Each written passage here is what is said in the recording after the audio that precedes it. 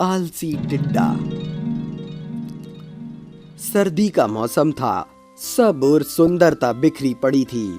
जानवर और पक्षी भी बहुत खुश थे क्योंकि मौसम बहुत अच्छा था और उन्हें भोजन भी पर्याप्त मात्रा में मिल रहा था।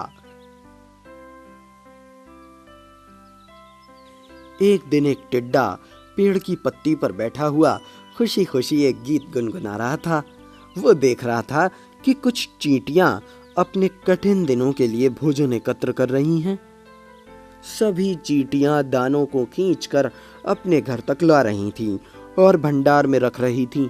उनका मजाक उड़ाते हुए टिड्डा उनमें से एक चींटी से बोला, तुम काम में इतना क्यों व्यस्त हो?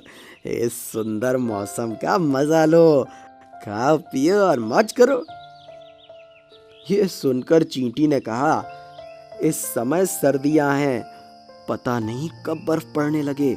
हम उस समय के लिए भोजन इकट्ठा कर रहे हैं क्योंकि बर्फ के कारण उस कठिन समय में कहीं भी भोजन नहीं मिलेगा।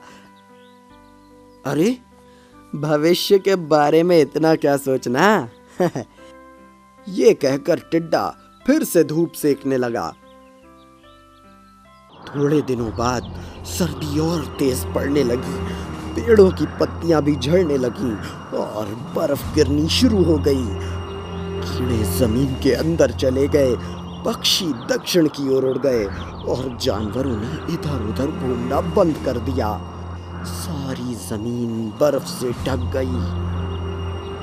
इस समय टिड्डे को खाने के लिए कुछ नहीं मिल पा रहा था क्योंकि सारी जमीन बर्फ से ढकी पड़ी थी।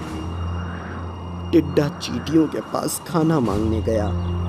चींटी बोली, आज हम अपने घर में सुखी हैं क्योंकि हमारे पास भोजन का बहुत भंडार है। ये हमारे भूतकाल में किए गए परिश्रम का फल है।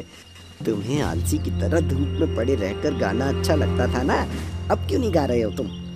यहाँ से जाओ, तुम्हारे जैसे आलसी लोगों से हम कोई संबंध नहीं रखना चाहते। जाओ यहाँ से।